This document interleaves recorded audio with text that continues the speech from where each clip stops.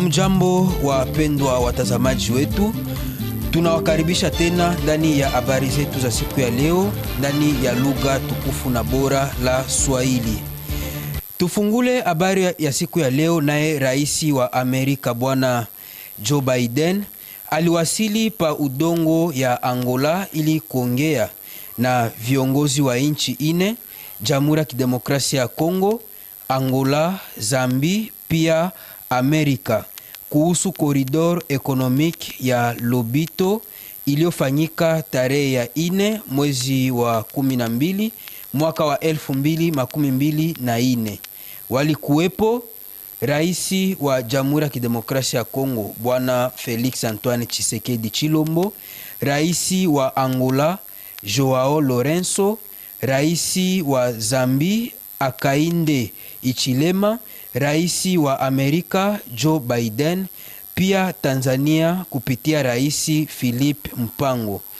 Wakati wengi wako na furahi kukuya ya Joe Biden pa Angola, wengine wako na jiuliza nini raisi analetea Afrika ijapokuwa anafika mwisho ya mada yake. Turudi hapa mji Kinshasa. Raisi wa Jamhuri ya Kidemokrasia ya Kongo bwana Tshisekedi Tshilombo atatuma ujumbe kwa raia siku ya 3 inayokuja tarehe ya 11 mwezi wa 12 mwaka wa 2024 mbele ya wabunge wa chumba chikuu na chumba ndogo nchini. Tukibaki tu hapa mji mkuu wa Kinshasa, raisi wa nchi alianza mipango ya kulamsha wananchi ili kubadilisha katiba kubwa ya nchi. Aliweza kuaidia wananchi kuwa mwaka unaokuja ataikalisha watoto wa nchi kutokea sehemu mbalimbali ili kuanza kazi ya kubadilisha katiba kubwa ya nchi.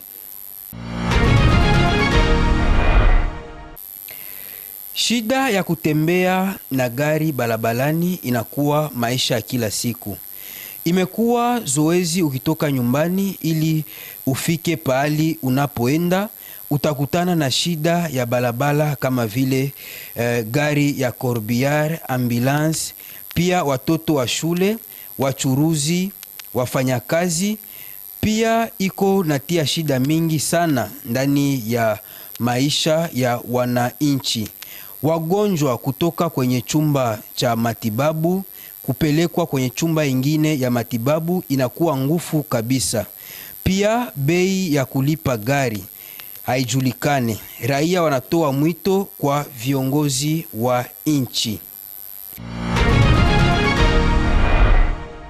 Tukitoka mji mkuu wa Kinshasa tujelekeze pa Masimanimba. Seni anajiandaa ili kufanya uchaguzi ya wabunge wa chumba chikuu nchini, kwa sababu uchaguzi uliopitikana mwaka wa 2024 kule hawakuchagua. Njo kwa maana wanajiandaa ili waweze chagua watetezi wao. Pale ni kwenye udongo wa Masimanimba.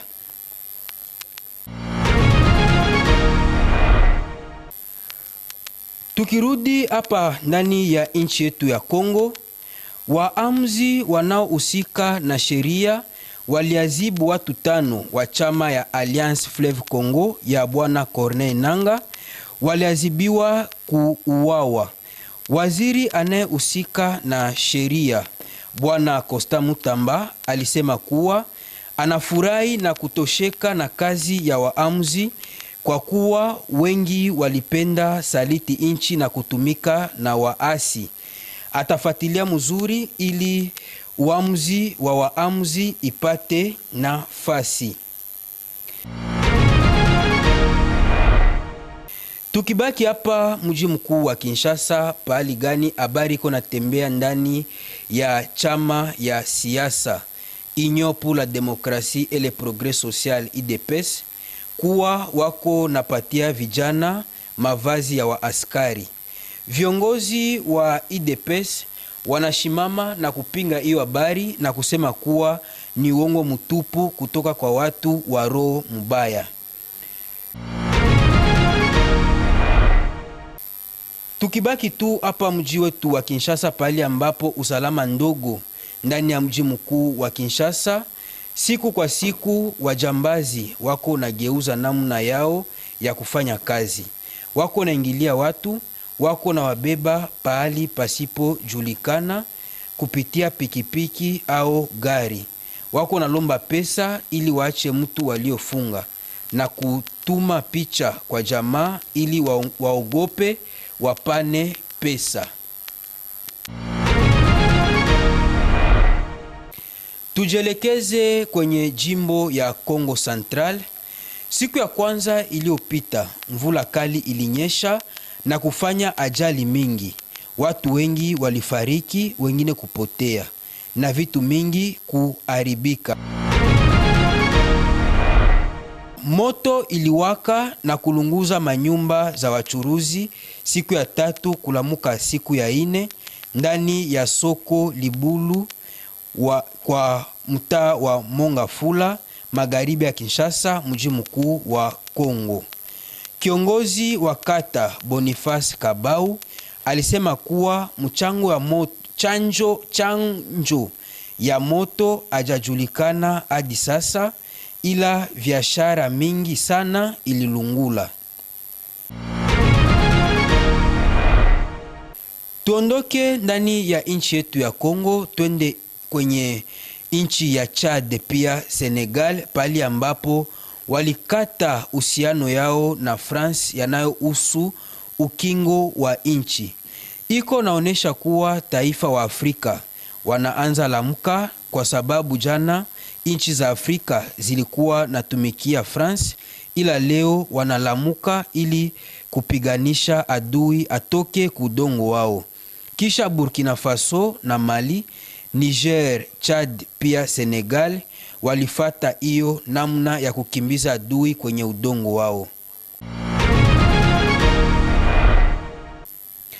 Tukomeshe habari zetu za siku ya leo, tujelekeze kwenye nchi ya Burkina Faso, pali ambapo Kapiteni Ibrahim Traore kisha kuvunja uhusiano na wazungu wa France, ndipo aliamua kupanda tomate ndani ya nchi yake ku udongo ambao wazungu walisema kuwa hawezi otesha kitu.